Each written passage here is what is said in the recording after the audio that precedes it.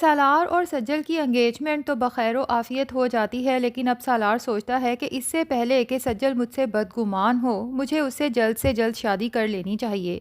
जिसके लिए वो तैमूर पाशा के पास जाता है और रिक्वेस्ट करता है कि आप राबिया आंटी से बात करके मेरी और सज्जल की शादी की डेट ज़रा जल्दी की फ़िक्स कर लें, क्योंकि मैं उसे जल्द से जल्द अपनी ज़िंदगी में शामिल करना चाहता हूँ। तैमूर पाशा तो जब सालार की ये बेचैनी देखता है तो हंस पड़ता है, जबकि पास बैठी अर्जुमंद को तो अंदर तक जैसे आग लग जाती है कि सालार उस लड़की के लिए इतना क्रेजी हो रहा है। अभी तो वो लड़की इसकी ज़िंदगी में शामिल नहीं हुई, जिस दिन वो इसकी ज़िंदगी में आ जाएगी वो तो सालार को फुली अपने कंट्रोल में कर लेगी। और सालार पाशा, जिसे पाल पोस के मैंने बड़ा किया है, जो हमेशा से मेरे हर हुक्म के आगे सर तस्लीमे खम करता आया है, लेकिन पता नहीं इस सज्जल में ऐसी कौन सी बात है कि सालार मेरे फैसले के खिलाफ जाने पे मजबूर हो गया। मैं इतने आराम से सालार पाशा को उस सज्जल के हवाले नहीं कर सकती। तो अर्जुमन सोचती है कि सज्जल को सालार की नज़रों में गिराना बहुत ज़रूरी है, उसे ये रियलाइज़ करवाना बहुत ज़रूरी है कि तुम आसमान हो और सज्जल ज़मीन,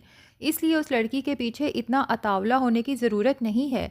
बहरहाल सज्जल की औकात सालार के सामने दिखाने के लिए कहती है कि भाई सालार, ठीक है, तुम्हारी खुशी के आगे मजबूर होके मैं उस छोटे से डरबा-नुमा घर में तुम्हारी एंगेजमेंट के लिए चली तो गई थी, लेकिन अब मैं तुम्हारी शादी पे उस सफोकेटेड माहौल में नहीं जा सकती।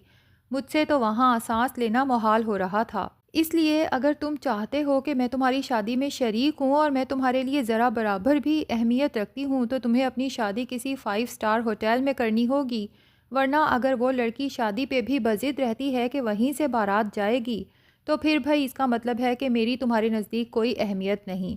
फिर तुम जानो तुम्हारे अंकल जाने, मैं तो तुम्हारी शादी में शिरकत नहीं करूँगी। सालार को पहली बार अपनी आंटी की कोई बात बुरी लगती है। भाई जिस घर में सज्जल पली बढ़ी है, सालार उस घर को बुरा कैसे कह सकता है, जबकि करीब बैठा तैमूर पाशा भी सालार की वजह से चुप रहता है, क्योंकि सालार ने स्पेशली अपने अंकल से रिक्वेस्ट की थी कि मैं चाहता हूँ मेरी शादी पे आप दोनों एक हैप्पी कपल की तरह शिरकत करें। वरना तो तैमूर पाशा को भी सज्जल के घर जाके इस कदर अपनायत का एहसास हुआ था, उसे तो यूँ लग रहा था जैसे घर के हर कोने कोने में मेहरुन्निसा की यादें बसी हों, और कहीं से भी मेहरुन्निसा निकल के सामने आके खड़ी हो जाएगी और मुझे कहेगी कि कैसे हो तैमूर पाशा, शुक्र है कि तुमने अपनी बेटी को अपने साथ रखा है।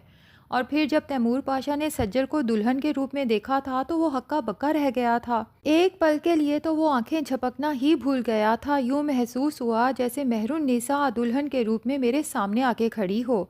और फिर तैमूर पाशा ये सोचने पे मजबूर हो गया था कि आखिर सज्जल में ऐसी कौन सी बात है कि उसे देखते ही मुझे मेहरुन्निसा की इस कदर याद आती है। और फिर तैमूर पाशा इस बात पर भी हैरान है कि मेरा और सज्जल का ब्लड ग्रुप, जो कि बहुत रेयर है, भला एक कैसे हो सकता है। और दूसरी तरफ रमशा है, जो कि मेहरुन्निसा की और मेरी सगी औलाद है, लेकिन उसमें एक भी बात अपनी माँ जैसी नहीं है। बहरहाल तैमूर पाशा अर्जुमंद को बहुत प्यार से समझा देता है कि अब वो सालार का ससुराल है, तुम उसके सामने उस घर की बुराई ना करो। और फिर तैमूर पाशा दिल ही दिल में ये भी सोचने पे मजबूर हो जाएगा कि अर्जुमंद खुद भी तो एक छोटे से घर से उठ के आई है। ठीक है, शादी के बाद तैमूर पाशा ने उसे खूब ऐशो इशरत के साथ रखा है, लेकिन कोई भी इंसान अपना असल कैसे भूल सकता है। खैर, अर्जुमन जब देखती है कि सालार तो सज्जल को जल्द से जल्द अपनी ज़िंदगी में शरीक करने के लिए बज़िद है, तो वहाँ से उठ के जाती है और फिक्रमंद होती है कि क्या किया जाए कि सालार के सर से इस सज्जल का भूत उतर जाए। ऐसे में उसे रमशा नज़र आती है, जो बहुत पुरसकून है। अर्जुमन तो हैरान होती है कि रमशा तो सालार के पीछे क्रेज़ी हो रही थी, तो भला ये कैसे पॉसिबल है कि सालार और सज्जल की मंगनी हो गई, लेकिन रमशा के चेहरे पे फ़िक्र का शाइबा तक नहीं है। जबकि अर्जुमन ने तो इस रमशा को ही इस्तेमाल करने का सोचा है सज्जल और सालार की मंगनी ख़त्म करवाने के लिए, और उसके बाद इस रमशा को भी अपने रास्ते से हटाने का बंदोबस्त करेगी। तो अर्जुमन रमशा के पास जाती है और उसे कहती है कि जहाँ तक मैं तुम्हें जानती हूँ, तुम इतने आराम से सालार से दस्तबरदार तो नहीं हो सकती, ना ही अपनी ज़िद छोड़ सकती हो। तो रमशा हंसते हुए अर्जुमन से कहती है कि वाह भाई, आप तो मेरे घर वालों से भी ज़्यादा मुझे जानती हैं। और दिल ही दिल में सोचती है कि मेरी असल नेचर का तो मेरी सगी माँ को भी पता नहीं चल सका। खैर, अर्जुमन कहती है कि मुद्दे की बात पे आओ, ये बताओ कि तुमने सालार और सज्जल की शादी रुकवाने के बारे में क्या सोचा है, क्योंकि अंदर सालार तो अपने अंकल से ज़िद कर रहा है कि मुझे जल्द से जल्द सज्जल को अपनी ज़िंदगी में शामिल करना है। तो रमशा कहती है कि मैं अपनी किस्मत खुद बनाने वाले लोगों में से हूँ और मुझे पूरा यकीन है कि ये शादी कभी भी नहीं होगी, और अगर किस्मत साथ दे तो शादी तो आखिरी दिन भी रोकी जा सकती है। और अर्जुमन से कहती है कि मैं अपने प्लान्स बताने वालों में से नहीं बल्कि अमल करके दिखाने वालों में से हूँ, बस आप देखती जाएं कि मैं करती क्या हूँ। दरअसल रमशा फैसला कर चुकी है कि अब वो राबिया और सज्जल के सामने यही शो कराएगी कि वो इस शादी से बहुत खुश है और सालार को सज्जल के मंगेतर के तौर पे एक्सेप्ट कर चुकी है। लेकिन अब वो सज्जल को दुश्मन बनके नहीं बल्कि उसकी दोस्त बनके उसकी जड़ें काटेगी, क्योंकि उसे ये तो पता चल ही चुका है कि पास्ट में सालार सज्जल को धोखा दे चुका है और सज्जल को अभी भी सालार पे ट्रस्ट नहीं है। ये तो अम्मी की ज़िद करने पे सज्जल सालार से मंगनी करने पे रज़ामंद हो गई है। लेकिन अगर सज्जल को किसी तरह से ये यकीन दिला दिया जाए कि सालार अभी तक उसके साथ खेल खेल रहा है और उसके बहुत सारे लड़कियों के साथ ताल्लुकात हैं, तो सज्जल किसी सूरत ऐसे आवारा लड़के के साथ अपनी ज़िंदगी बर्बाद करने का नहीं सोचेगी। दूसरी तरफ ताबिश को अलीज़े की बहुत फ़िक्र होने लगी है। अगरचा उसने वादा किया था तैमूर पाशा के साथ कि अलीज़े को शादी के बाद किसी चीज़ की कमी कभी महसूस होने नहीं देगा, लेकिन ऐसी उसकी किस्मत ख़राब कि उसकी जॉब ही चली गई और अब घर के हालात इस कदर ख़राब हो चुके हैं कि माँ की दवाइयों के पैसे भी नहीं रहे। घर का राशन भी ख़त्म होता जा रहा है, लेकिन अलीज़े हर तरह से ताबिश के साथ कंप्रोमाइज़ करने को तैयार है। घर में जो भी दाल रोटी बनती है अलीज़े खुशी खुशी खा लेती है। उसे ताबिश से इस कदर मोहब्बत है कि उसे कोई और चीज़ की कमी महसूस ही नहीं होती। हत्ता कि अब ताबिश की माँ की तबीयत ख़राब है तो अलीज़े ने एक अच्छी बहू की तरह किचन संभालना भी शुरू कर दिया है।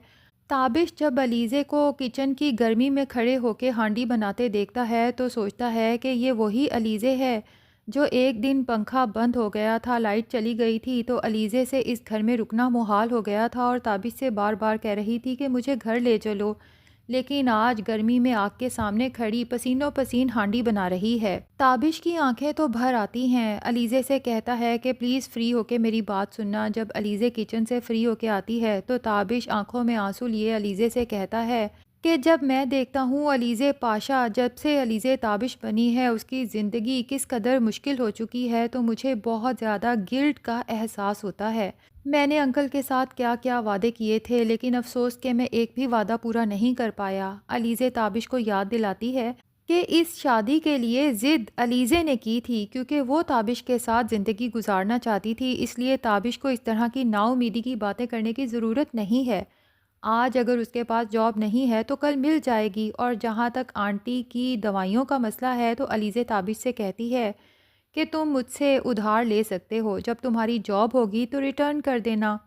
तो नाज़रीन, लगता यही है कि ताबिश आगे चल के ये सोचेगा कि जब अलीज़े मेरे लिए इतने कंप्रोमाइज़ कर सकती है तो मुझे भी अपनी ईगो को बलाए ताक रख के अलीज़े की बात मान लेनी चाहिए और उसके फादर के ऑफ़िस को ज्वाइन कर लेना चाहिए। तो यहाँ पर रमशा को बहुत अच्छा मौका मिल जाएगा। जब ताबिश ऑफ़िस ज्वाइन करेगा तो रमशा सबसे पहले तो अलीज़े के दिल में ये शक डालेगी कि ताबिश और सज्जल का आपस में बहुत गहरा ताल्लुक़ है, और फिर सालार के दिल में भी यही शक डालने की कोशिश करेगी कि सज्जल बज़ाहिर तो ताबिश को भाई कहती है, लेकिन वो उसका सगा भाई है तो नहीं, और सज्जल को जब भी कोई प्रॉब्लम होती है तो वो तुम्हारी बजाय हमेशा ताबिश को कॉल करती है क्योंकि वो तुमसे ज़्यादा ताबिश पे ट्रस्ट करती है।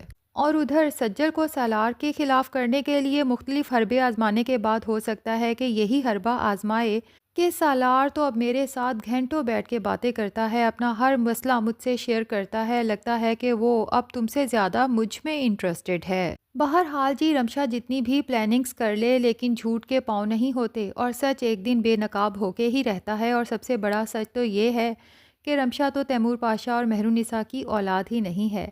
तो ड्रामे के रेगुलर व्यूअर्स को तो इस बात का बेचैनी से इंतज़ार है कि बहुत हो गया, अब इस रात से पर्दा उठ जाना चाहिए। तो नाजरीन, क्या ख्याल है, क्या बिला वजह ड्रामे को लंबा किया जा रहा है? अगर आपका भी यही ख्याल है तो कमेंट्स में ज़रूर बताएं, और अगर वीडियो पसंद आई है तो लाइक और चैनल को सब्सक्राइब भी ज़रूर कर लें।